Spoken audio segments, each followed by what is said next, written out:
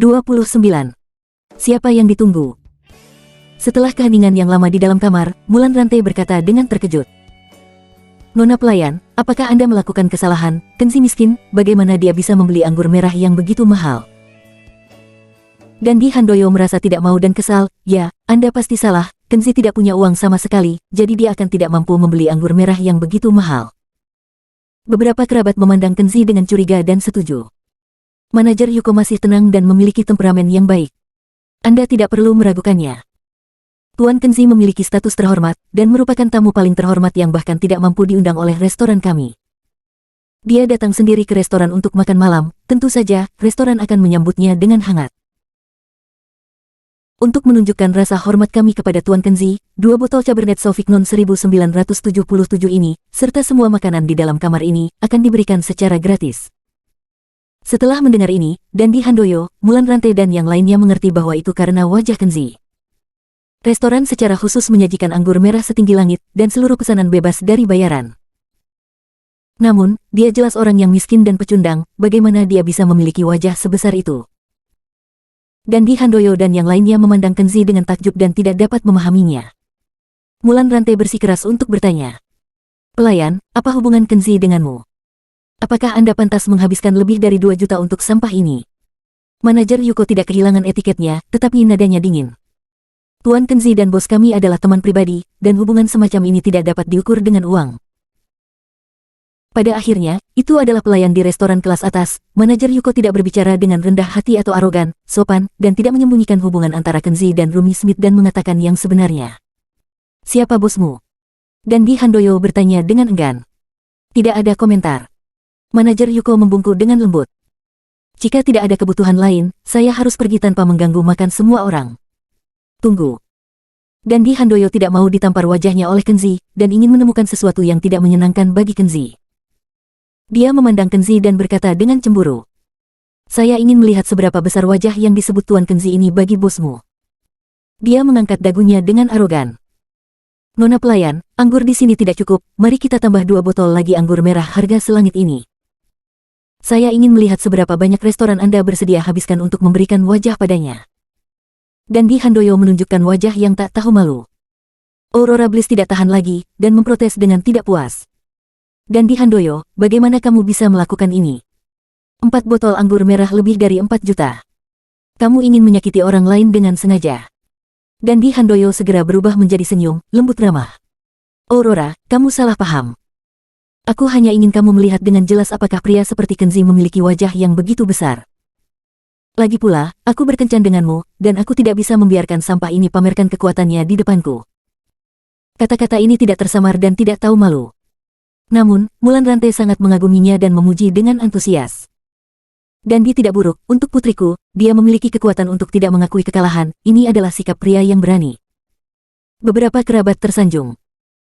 Ya, pria seperti ini, untuk memperjuangkan wanita yang kamu cintai, kamu tidak boleh menyerah sampai kamu mencapai tujuanmu, dan bersumpah untuk tidak menundukkan kepalamu.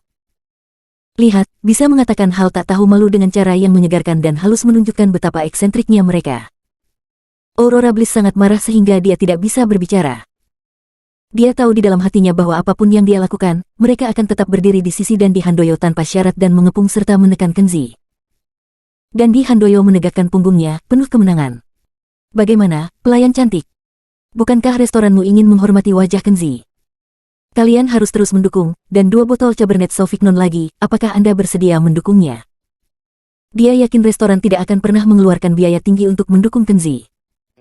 Jadi, jika dia menolak, dia bisa tertawa dan menamparkan wajah Kenzi.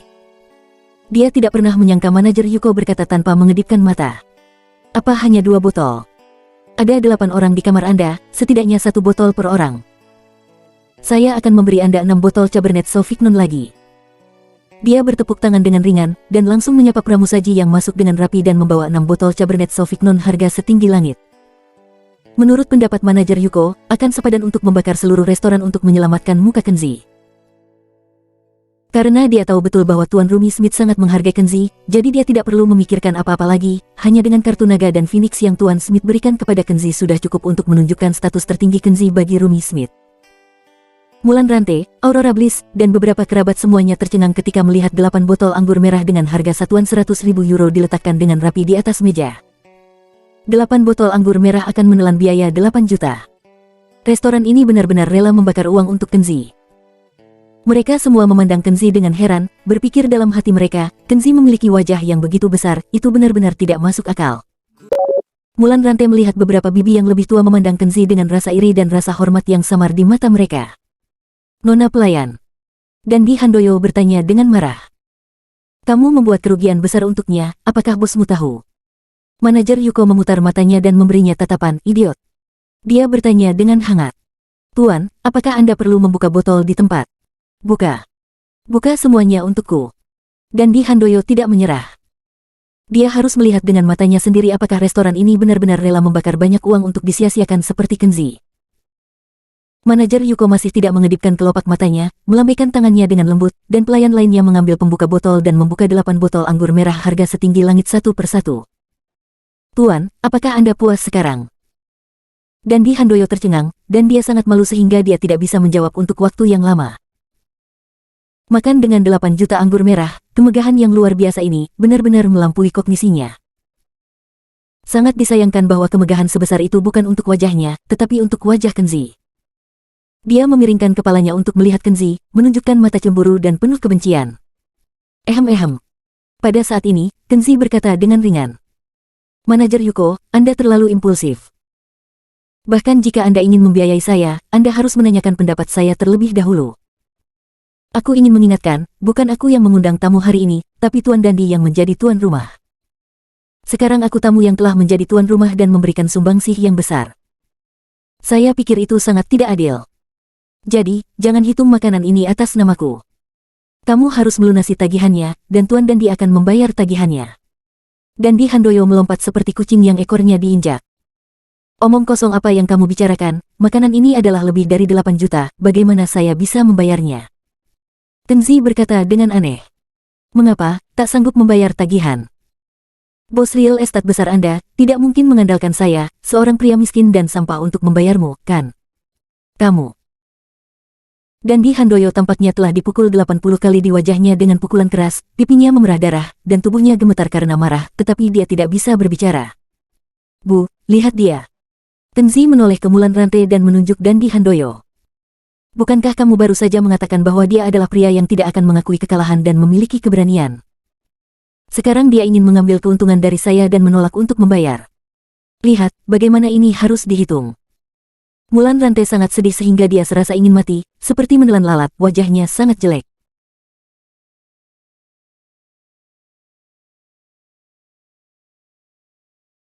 Bab 30. Demi menjaga muka di depan Dewi. Melihat wajah Dandi Handoyo begitu jelek, Aurora Bliss diam-diam menutup mulutnya dan hampir tertawa. Dia melirik Kenzi dengan matanya yang indah lagi, bertanya-tanya di dalam hatinya, pria ini tampaknya menjadi semakin tidak terlihat. Di depan Mulan Rante dan yang lainnya, terutama di depan Dewi Aurora Bliss di dalam hatinya, Dandi Handoyo tidak bisa kehilangan muka. Dia menahan rasa sakitnya, menggertakkan giginya dan berkata, Oke, 8 juta adalah 8 juta, aku akan membayar makanan ini.